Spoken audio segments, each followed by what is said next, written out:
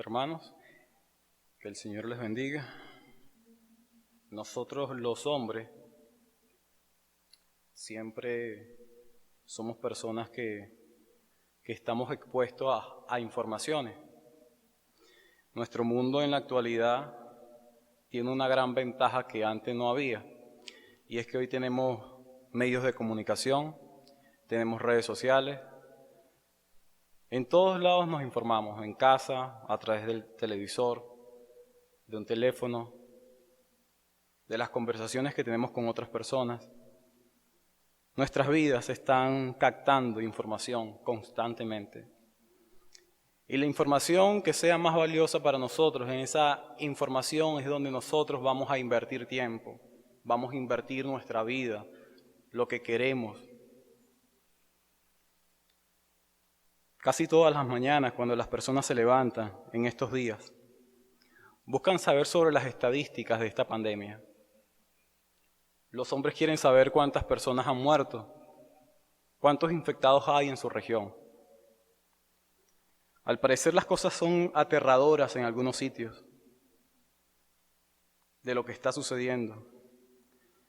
Y el hombre comienza a desarrollar en su corazón una preocupación, una intranquilidad, una zozobra por las cosas que está escuchando, por lo que está viendo. Y el hombre comienza a desplazar a Dios de su corazón. Con toda la información que recibe, el hombre comienza a angustiarse. Y al parecer los problemas crecen en el corazón de la persona, pero Dios disminuye. Porque para ellos la pandemia es prioridad.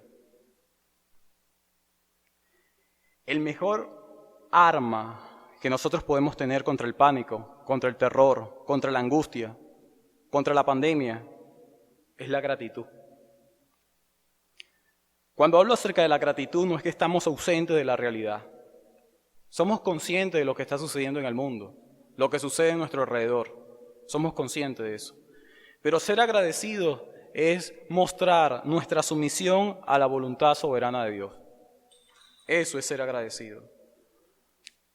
Así que les recomiendo a cada uno de ustedes, hermanos, que cuando usted se levante, comience de manera vertical. Comience agradeciendo a Dios por quién es Él, por sus atributos, por su bondad, por su misericordia, por su soberanía, por su santidad, por su justicia, por su benignidad. Luego piensa también en los recursos de esa bondad hacia ti, hacia la iglesia, hacia tus vecinos, y dale gracias a Dios por eso. No hagas que la pandemia sea el centro de tu vida. Haz que Dios sea el centro quien gobierna tu corazón.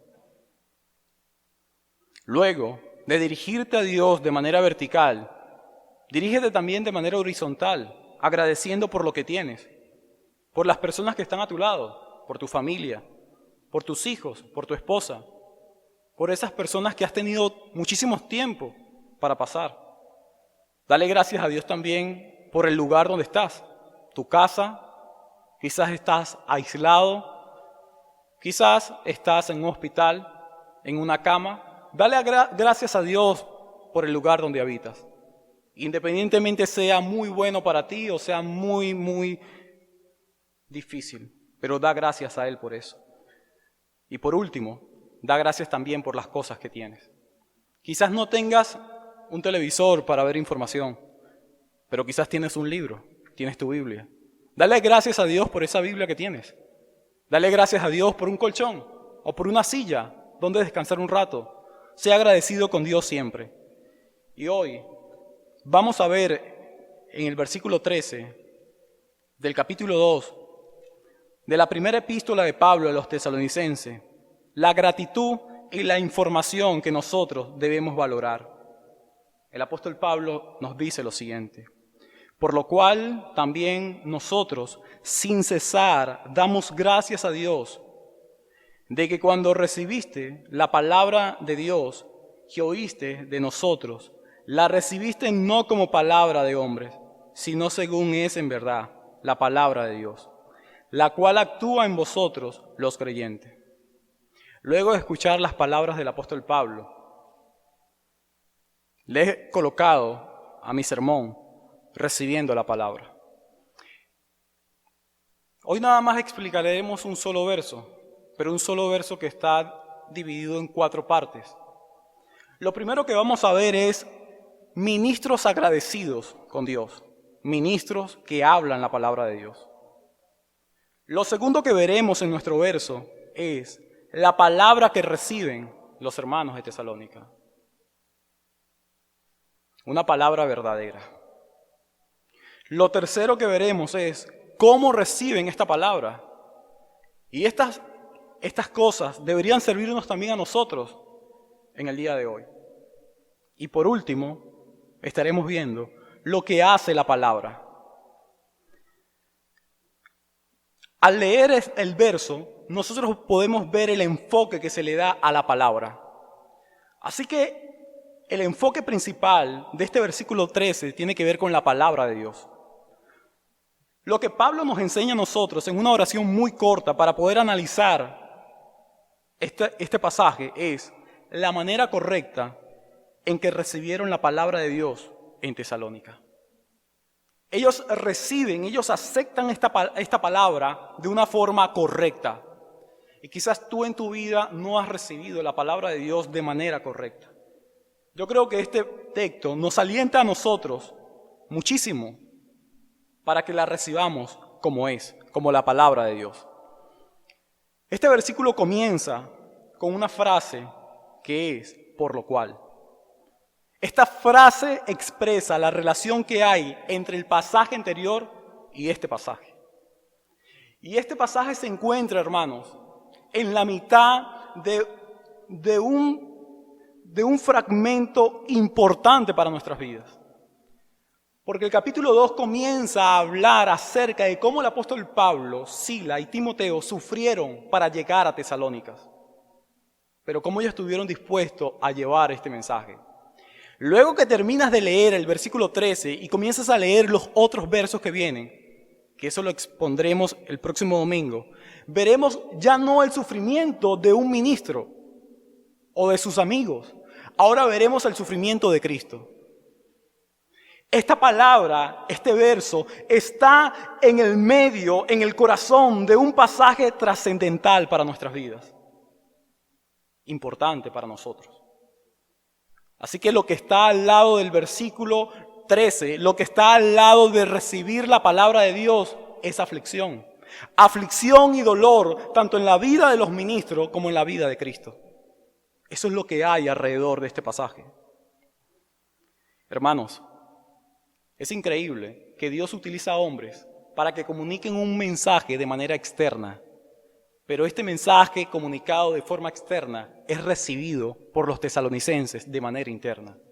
El mensaje no lo reciben, hermanos, de forma humana. El mensaje lo reciben como lo que es, la palabra de Dios. Y aquí está el trabajo de ambos. Está el trabajo de los ministros que comunican la palabra, pero también está el trabajo que Dios hizo al que estos hombres recibieran esta palabra en sus corazones. Nosotros debemos orar para que Dios nos permita a cada uno de recibir este mensaje esta mañana en nuestros corazones. Solo Dios puede hacer que este mensaje llegue al corazón de los hombres. Solo Él, más nadie puede hacer esto. Y comenzaremos a ver nuestra primera parte que tiene que ver con los ministros agradecidos. Por lo cual, también nosotros, sin cesar, damos gracias a Dios. Ahí va nuestra primera parte. También expresa que los tesalonicenses estaban agradecidos con Dios por lo que ellos habían obtenido. Los hermanos de Tesalónica están agradecidos con el Señor, pero no solo los hermanos. Pablo en este verso quiere mostrarle a los hermanos que los ministros que han llegado a Tesalónica también están agradecidos con Dios. Recuerda, el mejor arma que podemos tener nosotros en contra del pánico es la gratitud. ¿Qué es ser agradecido? Ser agradecido es dar gracias, es agradecer, pero agradecer a un gran Dios. Casi siempre nosotros queremos que nos elogien, pero a quien debemos elogiar es a nuestro gran Dios. Los tesalonicenses agradecen a Dios, Pablo agradece a Dios, Y tú y yo, cuando hagamos buenas obras, debemos también agradecer a nuestro Dios. Ser agradecido significa mostrar gratitud con lo que Dios ha dado sin necesitar nada. Es decir, ser agradecido es ser un hombre contento. Ser un hombre que está a gusto con lo que tiene. Ser agradecido es mostrar una acción de sometimiento a la voluntad soberana de Dios. Eso es ser agradecido. Algunas noticias nos afectan quizás a nosotros en nuestro país. Una de las informaciones que observaba y que mi mente sustrajo de manera inmediata al verla era la importancia que nuestro gobierno, que Venezuela, le da a las cosas. Cómo nuestro país comienza una flexibilización en lo que a ellos les interesa, en lo que a ellos les importa. Pero en ningún momento nuestro gobierno habló acerca de los cultos religiosos, porque la verdad es que no le importa a nuestro gobierno el alimento espiritual de los venezolanos. Pero aún así nosotros tenemos que ser agradecidos con Dios por lo que nos ha tocado vivir. Pero como hombres que hablamos la palabra de Dios, tenemos que orar a nuestro Dios para que nos dé sabiduría, para tomar las decisiones más correctas, aun cuando éstas se opongan a las leyes de los hombres. Porque por encima de los hombres está nuestro gran Dios. Y todos nosotros que comunicamos el mensaje de Dios sabemos cuán importante es el alimento espiritual. Cuán importante es la palabra de Dios. Cuando nosotros estamos chicos y alguien nos da algo, un obsequio, un regalo, casi siempre nuestros padres nos enseñan a ser agradecidos. Y una vez que recibimos algo, decimos gracias a la persona que nos los da. Cuando alguien nos hace un favor, casi siempre decimos gracias, mostrando gratitud con respecto a lo que nosotros hemos recibido. El apóstol Pablo en esta misma epístola, en el capítulo 5, dice, da gracias en todo.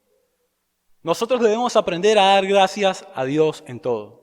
Hoy no es el tiempo de que las iglesias se abran, porque los gobiernos o el gobierno en nuestro país no lo ha dicho. Pero aún así damos gracias a nuestro Dios y oramos por sabiduría para hacer las cosas conforme a su voluntad. Alguien dijo, ninguno de nosotros experimentará circunstancias en las que no haya bendiciones por las cuales Dios merezca nuestra gratitud. Todas las circunstancias que nosotros vivimos son circunstancias que Dios nos permite para que nosotros mostremos nuestra gratitud hacia este gran Dios. Hay dos cualidades, hermanos, que caracterizan a una persona agradecida. La primera cualidad es el gozo.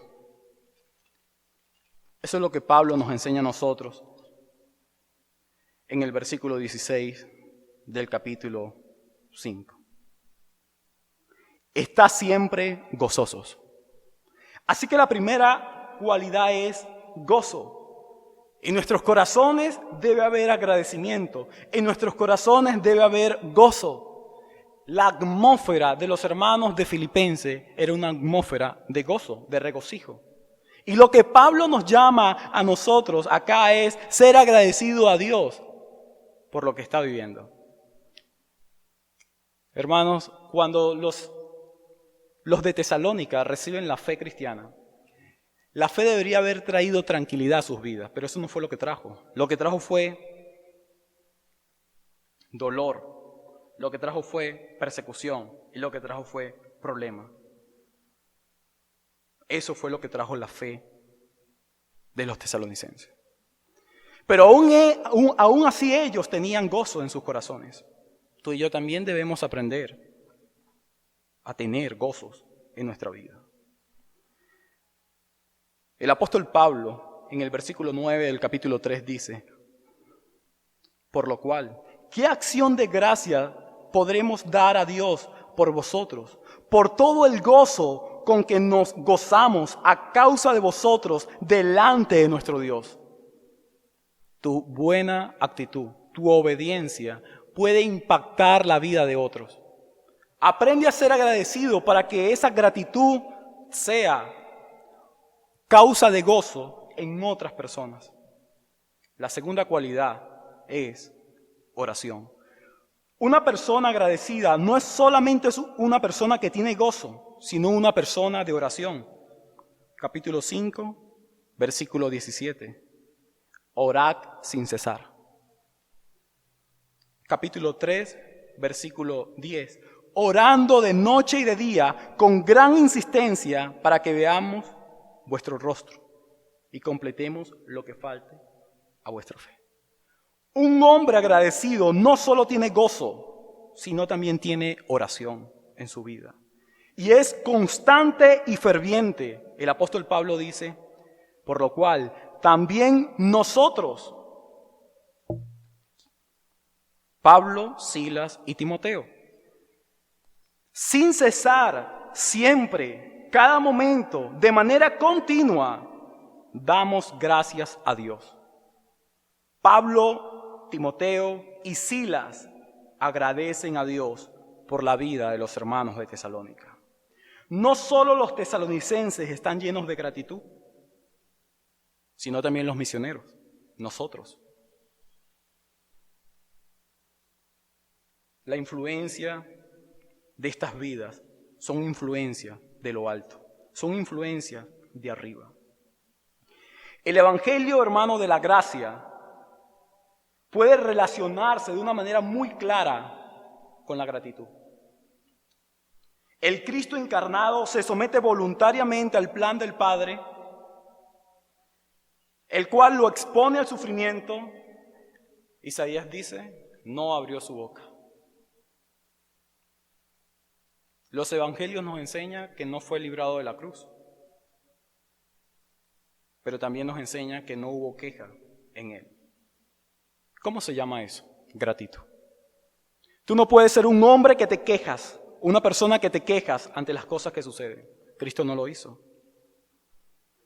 ¿Eres una persona agradecida o realmente te caracteriza la ingratitud del impío?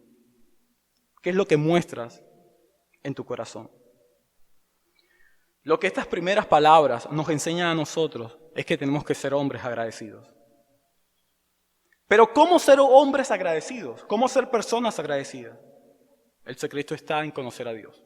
¿Quieres ser agradecido? Tienes que conocer a Dios. No puedes ser una persona agradecida si no conoces a Dios. Por eso, a pesar de los problemas que pueden haber en nuestra iglesia local, en nuestra familia, en nuestro matrimonio, nosotros debemos mostrar gratitud hacia nuestro gran Dios. Eso es lo que nosotros debemos hacer. Luego seguimos leyendo y luego de observar ese contentamiento de Pablo y de los hermanos por lo que sucede en estas vidas, nosotros encontramos lo siguiente, y es la palabra que ellos reciben. De que cuando recibiste la palabra de Dios, que oíste de nosotros. Esta palabra que reciben es la palabra de Dios. Pero ¿qué es recibir? Recibir es aceptar, es tomar consigo algo. Y aquí se refiere al recibimiento objetivo de un mensaje particular, y en este caso, al mensaje del Evangelio. Así que ellos aceptan la palabra de Dios como lo que es, palabra de Dios. Pero aquí hay algunas cosas interesantes. Y es que esta palabra declarada por los misioneros no son palabras de hombres, sino que es palabra de Dios. Ellos estaban listos para someterse, para obedecer a esta palabra. Ellos eran conscientes de que la Biblia destruiría sus vidas. Ellos eran conscientes de eso. Y eso lo enseña el capítulo 1, donde ellos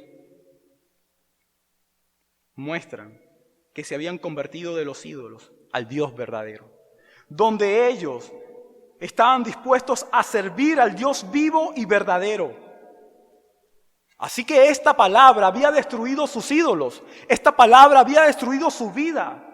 Esta palabra no era una palabra de las religiones que ellos estaban acostumbrados a escuchar y a exponerse.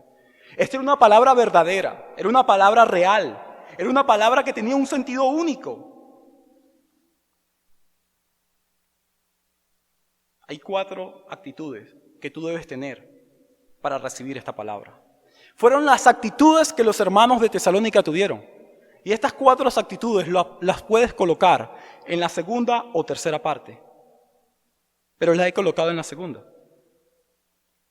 La primera actitud es disposición. Oíste. Tú oíste. Tú escuchaste. Te dispusiste a parar tu vida diaria y cotidiana que tenías en ese momento cuando llegamos y prestaste atención al mensaje. Tú y yo debemos parar muchas veces nuestras vidas. Pararla para escuchar el mensaje de verdad. Y eso es lo primero que ellos hacen, disponen su vida. La segunda actitud es entusiasmo, emoción, gratitud. Ellos están agradecidos con Dios por el mensaje que han recibido de los apóstoles. Ellos están agradecidos por el mensaje que han recibido de estas 3 personas, Pablo, Silas y Timoteo. Tú debes estar agradecido a Dios por las personas que ha colocado en tu vida para escuchar el mensaje del Evangelio. Tú debes estar agradecido con tus pastores, debes estar agradecido con tus maestros, debes estar agradecido con cada una de las personas que te enseñan en tu iglesia local acerca de la palabra de Dios. Debes estar agradecido con las personas en casa que hoy te están enseñando a ti de la palabra de Dios. Sea agradecido con ellos. Muestra entusiasmo, muestra que te emociona escuchar la palabra de Dios. Muestra que tu vida se regocija al escuchar la palabra de Dios. No puedes tener una actitud insípida. No puedes estar allí escuchando un mensaje como cualquier otro mensaje. No lo puedes hacer. Debes tener actitudes como estas, hermanos. La tercera actitud es investigación. Cuando recibes algo, cuando aceptas algo, es porque ya has investigado sobre eso que se te está anunciando. Así que ellos reciben la verdad. Pablo te dice en la tercera parte, y recibieron la palabra de Dios como lo que es, según en verdad la palabra de Dios. Ellos reciben este mensaje no como palabra de hombres, sino como lo que es, la verdad. Cuarta y última actitud, constancia. Y esto tiene que ver con la última parte que nosotros tocaremos, y es que actúa diariamente en la vida de los hombres. La constancia, lo que el apóstol Pablo dice en Colosenses capítulo 1, versículo 29. Y yo trabajo aún para que Dios actúe poderosamente en mí. La palabra actúa, pero tú debes hacer y permitir que ella actúe, porque eres creyente. Esas son las 4 actitudes que debemos tener. Ellos, hermanos, eran hombres apasionados. La confesión de fe en el capítulo 1 nos enseña a nosotros que la autoridad de las Sagradas Escrituras, por lo que debe ser creída, no depende del testimonio de ningún hombre o iglesia, sino depende enteramente de Dios, quien es el autor de ella. Por lo tanto, esta palabra debe ser recibida porque es la palabra de Dios. Lo que la iglesia necesita hoy es lo que la iglesia está recibiendo, la palabra de Dios. La autoridad no depende de nosotros. Pero la única manera de poder recibir esta palabra como lo que es que Dios obre en el corazón de los hombres. Si no, la vas a recibir como una palabra cualquiera. Así que el Dios encarnado es ese mensaje, es la palabra de Dios. Juan le llama en el Evangelio el Verbo. En Apocalipsis el Verbo y en las epístolas el Verbo. Así que el Verbo se hizo carne, la palabra se encarna. Y esta palabra, el Logo hecho carne, es nuestro gran Dios, Cristo, nuestro Salvador, quien ha redimido nuestras vidas para hacernos salvos. Lo que se conoce como predestinación, una palabra compuesta, pre antes.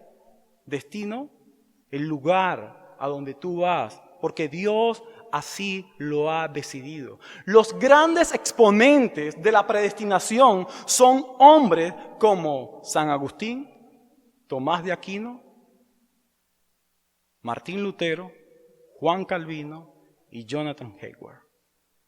No siempre concordaron en sus enseñanzas, pero R.S. Sproul dijo que cuando ellos coincidían en algo, él le prestaba muchísima atención porque eran los hombres más importantes con respecto al tema de la predestinación. Los tesalonicenses fueron salvos porque Dios los había elegido. Ellos obedecieron su palabra y la recibieron como la recibieron porque Dios había actuado. Jesús nos enseñó que esta palabra no puede ser quebrantada. Y lo que hoy nosotros debemos meditar es cómo estás tú escuchando este mensaje. Debes aceptarlo, hermano, como lo que es su palabra. El hombre solo desea aceptar parte de la Biblia, una parte de ella. Donald Carson dijo, tenemos mucho mayor deseo de dominar la palabra que de ser dominados por ella. Y eso es lo que está ocurriendo. El hombre no desea ser dominado por la palabra de Dios. Los tesalonicenses no solo lo deseaban, sino que estuvieron dispuestos a ser destruidos por esta palabra. Tú y yo debemos estar dispuestos a ser destruidos por esta palabra. El tercer punto que tocaremos tiene que ver cómo reciben la palabra de Dios. Si te preguntas cómo la reciben, creo que la reciben como un teísta. Ser teísta es creer en un Dios personal que se relaciona con el hombre. Eso es ser teísta. Así que cuando ellos aceptan, cuando ellos reciben esta palabra como una verdad, esta verdad arde en el corazón de ellos. Es como una llama de fuego que no se apaga, sino que perdura y está allí encendiendo sus corazones. Es algo que los hace a ellos continuar, es algo que los hace a ellos vivir, calentarse, es algo que los hace a ellos acercarse a este gran Dios. Deuteronomio capítulo 4 versículo 33 dice, ¿ha oído pueblo alguno la voz de Dios hablando de en medio del fuego como tú la has oído sin perecer?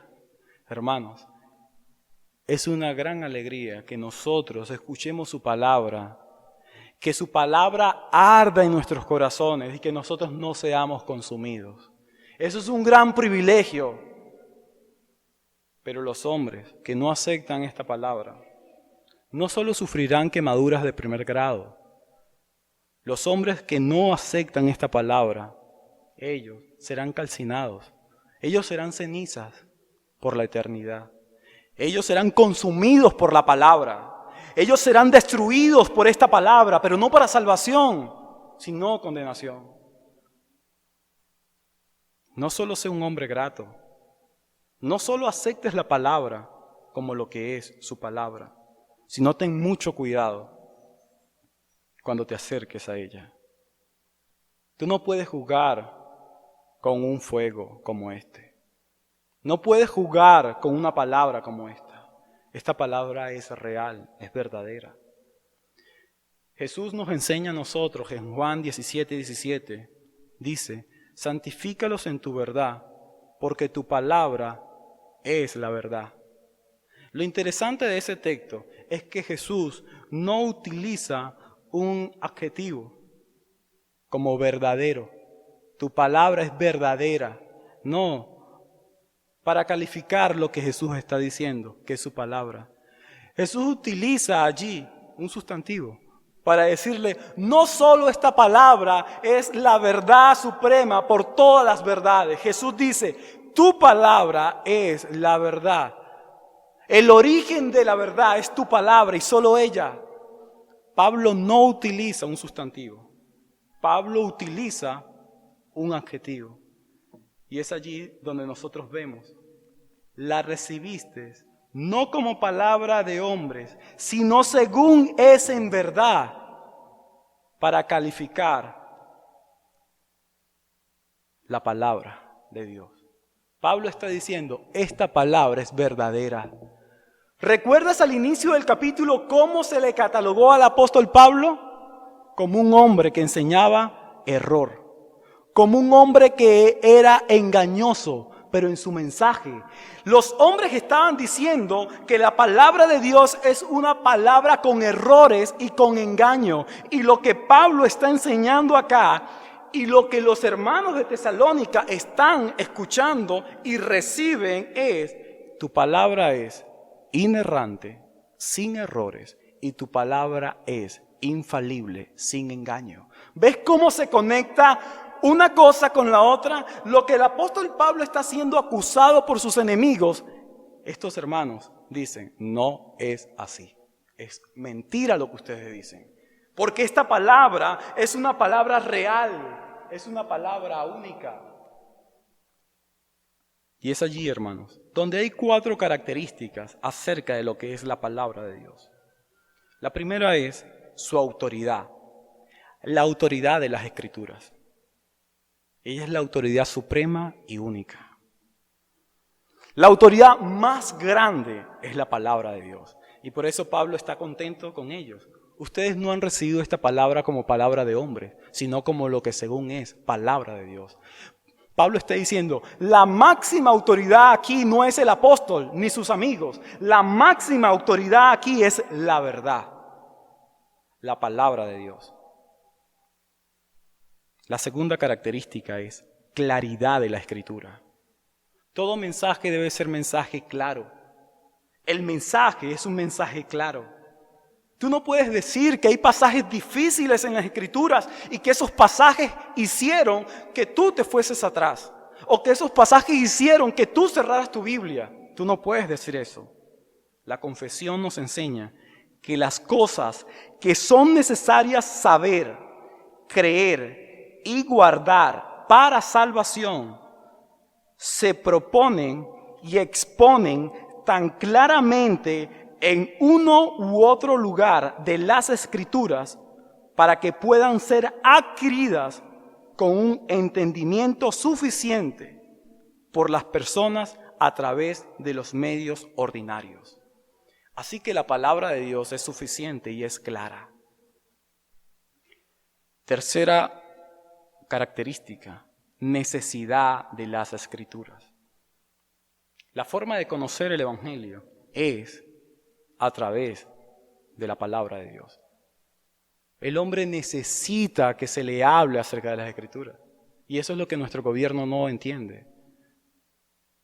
El hombre pecador necesita no solo reconocer la palabra de Dios como una autoridad clara y superior a cualquier gobierno, no solo escuchar la palabra de Dios de manera clara, sino necesita entender que por medio de ella se expone el Evangelio. Por medio de ella llegas a Cristo. La cuarta y última característica tiene que ver con la suficiencia de la Escritura. La Escritura es suficiente para que tú seas salvo. Eso es lo que nosotros encontramos acá. Así que conseguimos que nuestro Señor Jesucristo dijo, yo soy la verdad. Yo soy el camino, soy la verdad y soy la vida. Jesús no solo es el verbo hecho carne, Jesús es la verdad misma. Es lo que te enseña en los evangelios. La única verdad en un mundo de mentiras. La única verdad en un mundo de informaciones distorsionadas. Jesús personifica las 3 funciones de ese versículo de Juan 14:6. Jesús es el camino, Jesús es la verdad y la vida. En un sentido temporal, pero también eterno. Ralph Waldo Emerson dijo, el homenaje más grande que podemos hacer a la verdad es usarla. Así que allí viene otra pregunta, que es, si realmente tu corazón está invadido por esta verdad. Si eres una persona agradecida, eres una persona que has aceptado la palabra de Dios, entonces tu corazón debe estar invadido por esta verdad. Tu corazón debe estar invadido por la palabra. El hombre no podrá aceptar jamás el mensaje de la verdad si Dios no ha obrado en su vida para salvación. Es allí, hermanos, donde el mismo R.C. Sproul dijo, el indicio divino. El indicio divino tenía que ver, o tiene que ver, con lo que Dios hace para que el hombre crea la verdad. Y hablaremos ahora acerca de nuestro último punto, y es, la cual actúa en vosotros los creyentes. Esta verdad, esta palabra actúa, es verdadera. Algunos dicen que las palabras se las lleva el viento, pero estas palabras son diferentes. Estas palabras tienen una influencia y un poder superior en el corazón de los hombres. Otros dicen que las palabras tienen poder, pero esta palabra, su poder, es una influencia mucho más grande, porque su poder tiene que ver con el corazón, con el interior del hombre. Hermanos, esta palabra es una palabra que no solamente, como dijo Martín Lutero, tiene vida, que tiene pies y que le persigue, que tiene mano y que la agarra. Es una palabra, hermanos, real. No es una palabra inerte, muerta. No es una palabra sin sentido. No es una palabra impotente. Es una palabra que tiene vida. Es una palabra que se relaciona, que camina. Es una palabra que examina el interior del hombre. Es una palabra real. Es una palabra que se introduce en la vida de los hombres, descubre la realidad de los hombres, muestra quiénes somos nosotros y luego lo humilla. Esta palabra, hermano, es una palabra que tiene movimiento, que ejerce trabajo, que actúa. ¿Qué significa la palabra actuar? Significa obrar con eficiencia. Actuar significa eficiencia, significa productivo. En nivel espiritual, en nivel divino. Eso es lo que significa la palabra actuar. Efecto, trabajo, movimiento, vida. Eso es lo que tiene esta palabra. Esta palabra no solo se debe exponer, esta palabra se debe mostrar tal cual es. La Biblia nos enseña a nosotros que esta palabra es una palabra que tiene vida. Esta palabra actúa en el creyente, llevando a cabo su propósito. Isaías 55:11 dice, así será mi palabra que sale de mi boca. No volverá a mí vacía, sino que hará lo que yo quiero, y será prosperada en aquello para que la envíe. Esta palabra actúa como una espada, destruyendo la grandeza del hombre. Actúa como un espejo, mostrando la verdadera condición del hombre. Esta palabra es como una semilla que comienza a nacer en el interior del hombre. Esta palabra es como una lámpara que alumbra nuestras vidas en la oscuridad. Esta palabra nos sustenta no solo de manera temporal, sino de forma eterna. Así que para conocer la palabra de Dios, primero debemos haber sido cambiados por Dios. ¿Quieres conocer esta palabra? Entonces debes haber sido transformado por este gran Dios. Tu palabra debe actuar. Esta palabra debe actuar en tu vida. Esta palabra debe mostrar el compromiso que cada uno de nosotros tenemos como personas y como creyentes. Y es allí donde está mi última pregunta. ¿Cómo actúa en tu vida? Esta palabra, ¿cómo está actuando en tu vida? ¿Realmente ha sido de provecho a tu alma esta palabra? ¿O solo esta palabra va a testificar en tu contra? ¿Cómo esta palabra está actuando en tu vida? ¿Cómo está actuando en ti? Debes permitir que trabaje. Hermanos, por más que los venezolanos quieran trabajar con medidas como las que tiene este gobierno, la economía no se podrá levantar. El gobierno debe dejar que los venezolanos trabajen, que produzcan. Y esto es muy idéntico a lo que tiene que ver nuestra vida espiritual. Tú tienes que dejar que tu vida produzca, que trabaje. Si tú no permites que la palabra de Dios trabaje en ti, tú estás siendo como un gobierno tirano, como un gobierno déspota. Estás siendo como un gobierno que quieres controlar todo. Tú no puedes permitir eso. Tú tienes que dejar que la palabra haga lo que sabe hacer. Y lo que sabe hacer ella es la voluntad de Dios. Mateo 6 nos enseña, versículo 10, hágase tu voluntad. Para hacer la voluntad de Dios necesito conocer su palabra. Pablo nos enseña a ser llenos del Espíritu. Para ser llenos del Espíritu necesitas conocer su palabra. Para todo lo que te dispongas en esta tierra, para agradar a Dios, debes conocer su palabra. Así que concluyo. No olvides ser agradecido con Dios. Acepta la voluntad de Él en ti a través de su palabra. Recuerda que ella debe actuar en ti. Recuerda que esa palabra debe actuar en tu vida, porque tú la has aceptado, porque tú dijiste bienvenido. Y dijiste bienvenido porque Dios te hizo ver realmente que esa palabra era verdadera. Así que si te expones en un día como este, en el día del Señor, si te expones a la palabra de Dios, habrán buenos resultados. Pero si evitas, también tendrás resultados, pero que destruirán tu alma.